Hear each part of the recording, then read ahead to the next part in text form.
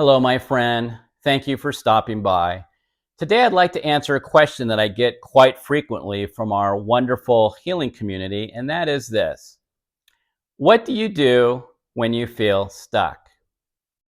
That's a great question. First, I just want to say if you're feeling stuck, it's not your fault. One of the reasons why we feel stuck along this journey is because our nervous system, which includes our brain, is stuck in this survival mode. What do I mean by survival mode? Is that it doesn't feel safe. And there's many reasons behind that. It's out of the scope of this video. I'm going to make more videos about that in the future. But for now, I just want you to focus on one of the reasons why you're feeling stuck is because your nervous system does not feel safe. Another part of that is how we define progress. So there's a part of our brain within the limbic system that sees a problem and it wants a solution right away. It's like, I need to solve this and I need an answer fast. So there are many people on this journey that have this sense of urgency. I know during most of my journey, my limbic system was really in balance and it was constantly trying to find solutions, and it always felt rushed, like I gotta do this quickly and I have to solve this problem. There was this sense of urgency, and it's totally understandable. And so one of the things that I did along this journey for a very long time was that I defined my progress based on my symptoms, which is understandable. And I realized that that only forced me to focus more on my symptoms and focus less on the things that I needed to do in order to send those signals of safety and love, connection, and gratitude to my own nervous system and my brain. So again, if you're feeling stuck, it's not your fault. And if you're defining progress as my symptoms shifting hasn't gone away, I don't blame you one bit. I'm not here to judge anyone because I was that guy too. My symptoms aren't shifting. I've hit a plateau or I've hit a dip, and what I'm doing is not working. And so that's how I defined progress. But when I focused so much on that, it literally closed my awareness to anything good. So if I had a small, tiny shift, like maybe I walked 80 paces yesterday, and the previous day I only walked 20, and my brain completely disregards that, and I don't even remember that. So I'm not really able to see any of the small wins, no matter how small, so I'm not able to see that progress. The way that I redefined progress for myself was, am I consistently interrupting the survival program that my brain is playing? What I mean by that is, how consistent am I challenging my own thoughts? Because I can guarantee it that if you're having symptoms, if you're in a dip or an ebb or a plateau, 99.9999% of what your own brain is sending to you are lies. They're distortions of reality. So I made a video not too long ago that basically said that the brain is very good at distorting reality. And this is a really good example. It will make us feel stuck when we actually really aren't stuck, because our brain wants us to stop. Why does our brain want us to stop? I'll give you an analogy. Let's say you're on a walk. You're walking on the sidewalk. It's a beautiful sunny day. Sky's blue, beautiful. And as you're walking along these bushes and trees, and all of a sudden you see one of your neighbor's lawns, and they have this beautiful garden. They have roses and sunflowers and carnations, and you're just admiring the beauty, the texture, the colors. You're like, wow. And so it elevates your mood. It makes you feel content. It makes you feel good. But then all of a sudden your brain, because your brain is trying to protect you, it's stuck in this survival state where it's actively looking for danger. It thinks there's a bear hiding behind the bushes because it heard some rustling. And so, wow, maybe it's a bear. And you just happen to live in an area where there are no bears. But regardless, whether there are or not, your brain is perceiving danger where there isn't any. So your brain is going to say, wait a minute, there is danger here, and you're stopping to look at these roses. No, no, no, no, no. So your brain is going to create resistance. So during this healing journey, when the nervous system and the brain is stuck in this survival mode, what you're trying to do is you're trying to interrupt that pattern, that computer program, so to speak. Your brain's like a computer, and it's playing a whole bunch of programs, and most of these are in our subconscious. We're not even aware of them. We might be aware of some of the sensations or results of those programs. So what you're trying to do in your daily practice, whatever tool that you're using, you're trying to interrupt that pattern. You're trying to create a new program because you want to communicate back to your brain and your nervous system, there is no bear, which is the metaphor for there is no danger. So there is no bear, brain and nervous system. So I'm going to continue focusing on these flowers. Well, your brain doesn't believe you. Neither does your nervous system. So it's going to resist you. It's going to be like, no, because it wants to protect you. It really is trying to protect you. It really thinks there is danger and thinks that you're absolutely nuts because you're trying to smile, you're trying to haven, you're trying to walk barefoot on grass or listen to music, however it is that you want to interrupt this survival program that the brain is playing. So you're going to get resistance. But it makes sense because if the brain thinks there's a bear, it makes no sense to stop and smell these beautiful roses. But we're trying to tell our brain there is no bear.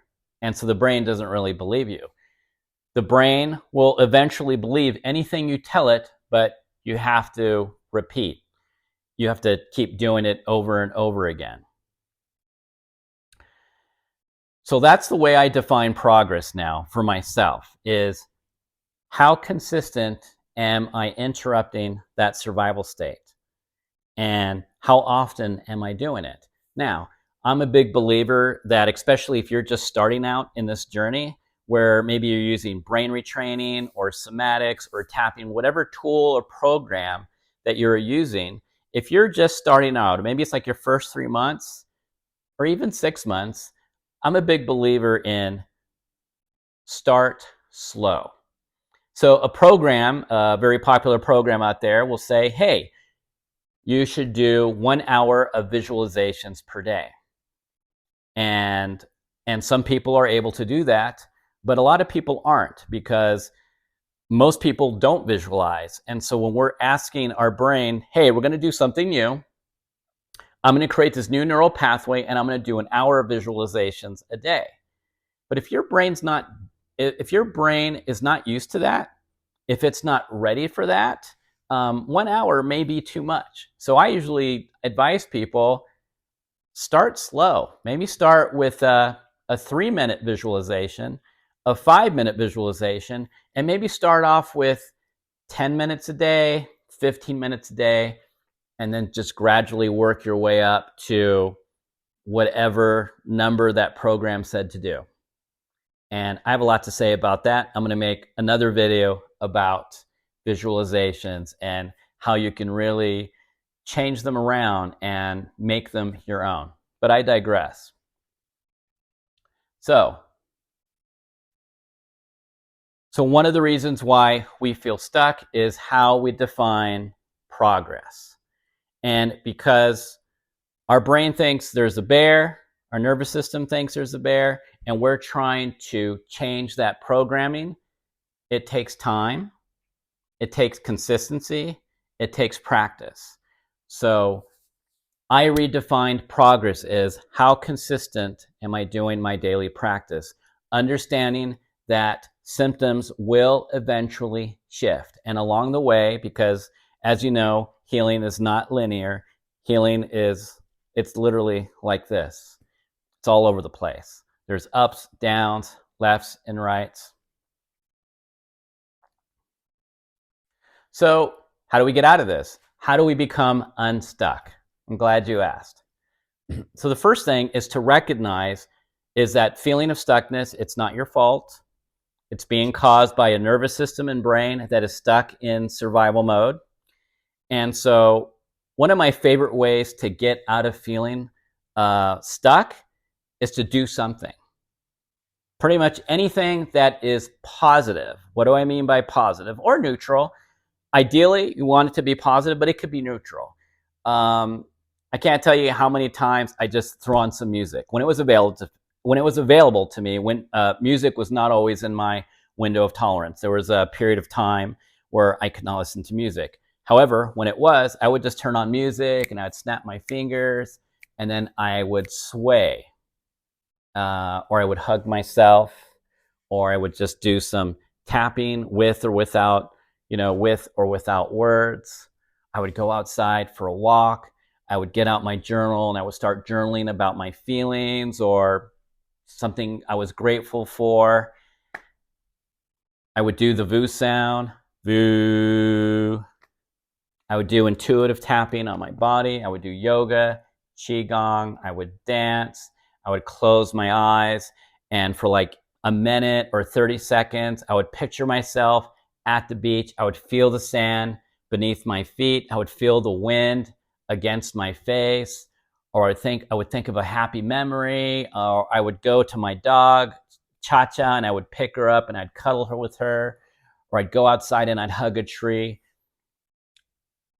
So it's important that when we're aware that we're feeling stuck, that it really is a lie from our brain. We're not stuck. We really aren't. But it's a way of our brain wanting to protect us. So one way to tackle that, as soon as you become aware of like, oh, I'm feeling really stuck, I'm not making progress, interrupt that pattern. Maybe start some breath work, like breathe in for a count of 4, hold your breath for a count of 2, then exhale fully or to your comfort level. Sometimes I would just sit there and I would breathe for 5, 10, 15 minutes, and then I would get out of it. Now, here's another thing. If you don't get out of feeling stuck, it's okay. The important thing is that you try. We want to send a clear signal to our brain that, hey, I get it. Think I'm in danger. You think that the way to protect me right now is to feel stuck. You're trying to convince me that I'm not making any progress. This is when you step into your adult self. Some people call it your core self or your higher self, and just recognize that the limbic system part of the brain is like a 3-year-old child that likes to throw tantrums. It likes to get angry. It likes to get frustrated, but it also wants to protect you. But it's protecting you in a way that you don't need anymore because you're not 4 years old or 5 years old anymore. You're an adult now. So one of the ways that we can override our own brain is to simply just talk to it and just say, hey, brain, I know you're trying to protect me, but I don't need protection like this anymore. I refuse to believe that I'm stuck. And the thing with feeling stuck is it's not just a thought. Usually when I would feel stuck, it was a thought of feeling stuck, but it also had an accompanying feeling. So I had this emotion of feeling stuck, not just believing or thinking I was stuck. So it makes it very kind of difficult to fight against. So I became very adept. It took me a while to get there, but I started practicing. Okay, anytime I feel stuck, I'm gonna tell my brain, hey brain, I get it. You think I'm stuck. I'm gonna step into my adult core self and just say, no, I refuse to believe that. I'm not gonna give that thought any emotional allegiance. I'm gonna go outside and I'm gonna go for a walk. If walking was not available to me at the time, I would put on some music. I would do a 3-minute visualization. I would do a 5-minute yoga nidra. I would do some havening. I would do some breath work. I would do the VOO or the Om Sam. Anything pretty much to interrupt this message that I'm stuck. And another thing I would do is I would just reframe it like, no, I'm not stuck. I get it. I have symptoms. They're uncomfortable. I don't like them. But at the same time, I know what they are. They're coming from my nervous system, which includes the brain, and I know eventually that they're going to go away. So the way that I measure progress is how consistent am I challenging my own limiting beliefs, my own patterns that no longer serve my highest good. This is not always easy to do, and it's not easy to identify. So one of the ways that I do identify that is I will ask this 3-word question: is this helpful? And because a lot of this stuff is coming from our subconscious brain, we're not actively aware of it. And so one of the things that helps me identify them is throughout the day, I'll just ask myself, wait a minute, is this helpful? And if the answer is no, then it's probably a pattern that is not helpful for us. So maybe at that moment, we use a tool, or if a tool is not available to us right then and there, because maybe we're in the middle of something and it's not something we can stop, then we make a mental note, okay, we're gonna do something later. Another thing that I find very important in helping get unstuck is making sure that you have a place to do your daily practice, whether you want to call it a healing practice or regulating your nervous system, balancing the brain, whatever you want to call it. Have a place that you can go do your practice. It could be a room, it could be a closet, it could be a bathroom, it could be the backyard, front yard, it could be your neighbor's yard. It could be in your car. I can't tell you how many times I would wake up early in the morning because sleep was a problem for me back then. I would wake up in the middle of the night and I didn't want to wake up the house. So I would go out into the car and I would go inside and I'd sit down and I would use my tools when I sat in the car. And I got really used to doing that. So it's really important to have a place, even if it's just a bookshelf. Like I'm going to put my journal and my tools and my whatever, my books, I'm going to put it on this bookshelf. This is my healing space. So I really encourage you to have a space where you live, whether it's in your room, in a vehicle, could be your neighbor's yard. I used to use my neighbor's yard for my earthing when I'd walk on grass, and then I would do my visualizations and my breath work back there. And just remember, the brain really does want to help you, but it's miscalibrated right now. The nervous system and the brain have become hypersensitized. They're stuck in the survival state. So eventually we have to come to realize that it is our responsibility to really guide our brain and our nervous system back to balance. Because like I said, it's like a 3-year-old kid that has these tantrums like, no, you're in danger, you're in danger. And then here you are trying to laugh and smile and voo and do havening or do parts work or journal, whatever it is that you're trying to do. And so your brain's like, no, no, no. And you're like, brain, I love you. And I know you want to protect me, but I'm not a kid anymore. And I'm the parent now. I'm the parent and I am the leader in this relationship. So even though you think I'm stuck, I'm telling you, I don't believe that anymore. I am measuring my progress by how consistent I am in interrupting these patterns that no longer serve me. And I'm doing it without perfection. We don't have to do this perfectly, brain. And that's what I would tell my brain. In fact, I still tell that to my brain because my brain sometimes still wants to wander off in those old neural pathways. That's okay. We now have the tools. We now have the strength and the power to tell our brain, I am making a different choice today. And I hope that was helpful to you. Bye for now.